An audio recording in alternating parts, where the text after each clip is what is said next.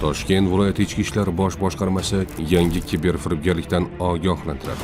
So'nggi yillarda onlayn savdo va raqamli to'lovlar aholiga qulayliklar yaratmoqda. Biroq ayrim shaxslar ushbu imkoniyatlardan g'arazli maqsadlarda foydalanib, mashhur savdo platformalari nomidan chiqish orqali fuqarolarni aldashni tizimli faoliyatga, ayrim hollarda esa oilaviy biznes darajasigacha olib chiqqani aniqlanmoqda. Toshkent viloyati ichki ishlar bosh boshqarmasi axborot texnologiyalari sohasidagi jinoyatlarga qarshi kurashish boshqarmasi tomonidan o'tkazilgan navbatdagi tezkor qidiruv tadbiri davomida Chilonzor tumanida joylashgan ko'p qavatli uyning yerto'lasida noqonuniy kol markaz kiberbunker faoliyati fosh etildi.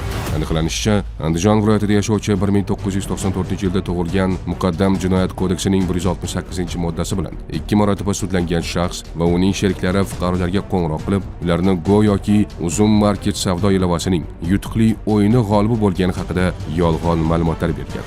Telefon bo'ldi menga 98lik kod bilan. Biz Uzum market anaqasidamiz.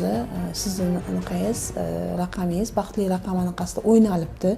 Sizga 800 minglik limit ajratildi. Limitingiz bor. Xohlagan narsangizni olishingiz mumkin dedi menga. Telegramdan qilishdi. O'rgatdi menga nima qilishni. Yuzini ko'rsatmadi menga. Kredit, anaqa narsa olmayapsizlarmi yana men nomga? Men unaqa narsadan qo'rqaman. Mashinanik emasman, unaqa emasman dedi. Podrazeniya qildim-da, to'xtang, siz hozir men yuzimni olyapsiz-ku. Siz hozir men nomga ishni. Yo'q, opajon, endi sizni rasmiylashtirishimiz kerak-ku. Biz sizga endi podarkani отправить qilishimiz kerak-ku dedi. Keyin olishdi, keyin telefon o'chirildi, bo'ldi. Ertasi kuni menga SMS kelib turibdi. Uzum market shunaqa, sizning nomingizga kredit rasmiylashtirildi. Ular shu bilan birga savdo platformasida o'zlarini go'yoki mahsulot yetkazib beruvchi sifatida ro'yxatdan o'tkazgan. Mahsulot yetkazib berishni talab qilgan yoki ustingizdan shikoyat qilaman deya norozilik bildirgan ayrim xaridorlarga ataylab juda arzon, sifatsiz yoki buyurtmaga mutlaqo mos kelmaydigan mahsulotlar yuborgan. 55lik nomerdan 512 necha nomer telefon qilyapti. Uzun bankdan telefon qilaman sizga dedi. Aha, nima qilishga? Sizda dedi yig'ilib qolgan cashback bor dedi. Sovg'a tariqasida sizning raqamingiz g'olib deb topildi dedi. Keyin nima qilishim kerak? Sizda 7.200 ming narsa olsangiz bo'ladi sovg'a tariqasida dedi. Goodbook tekshirib chiqdi. O'sha narsani belgilang dedi. Belgiladim. Keyin o'sha narsani narsaga o'tkazing dedi. Keyin o'tkazdim. Keyin tekinga degan. Xo'p, tekinga ishondim endi. Oradan 15-20 minut o'tiribmiz. Uzun Nasiyadan SMS kelyapti. Siz kredit rasmiylashtirdingiz. Nega unaqa keldi dedim. Sirasi telefon qildim. Ularga telefon qilsam, tushunmadi.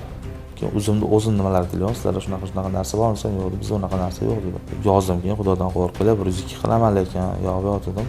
Aka ertaga aloqaga chiqamiz sizga. Telefon qilyapti, aka siz narsangiz chiqib ketib qabul qilasizmi? Qabul qilaman. Bu chiqib ketyapti, oradan 1 soat o'tib telefon qilyapti, sizni kuryer kutib turibdi, kuryer narsangiz yetib bordi dedi. O'tirdim, chiqdim, borsam ko'rsatyapti, narsa korobkalarni ochib telefon 950 minglik telefon, anaqa pilisos. U 950 ming qayerdan bildim? Shuni men yozdim, internetga yozdim, narx-navosi chiqib keldi 950 minglik telefon. Keyin pilisosda ham yozdim, 1.300 minglik pilisos. Ikkalasi 2.200 bo'lyapti-da. Bu yo'l bilan jabrlanuvchilarning e'tibori chalg'itilib, ajratilgan kredit yoki mikroqarz limitlarini to'liq o'zlashtirishga erishilgan. Mablag'lar o'tkazib bo'lingach, ko'p hollarda jabrlanuvchilar bilan aloqa butunlay uzib qo'yilgan.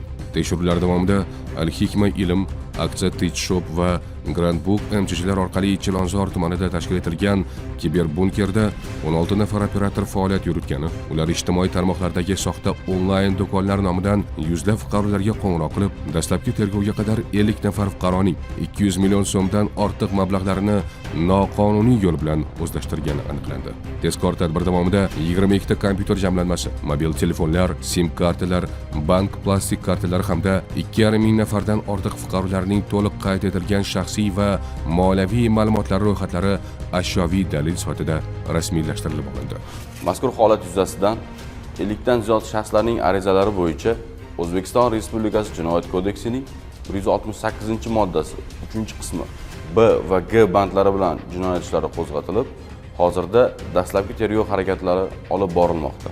Jinoyat ishi yuzasidan gumon qilinuvchi tariqasida jalb qilingan bir guruh shaxslarga nisbatan qonun ustuvor jazo muqarrarlik prinsipi asosida huquqiy baho berilishi, shuningdek, jabrlanuvchilarga nisbatan yetkazilgan moddiy zararning qoplanish choralari ko'rilmoqda.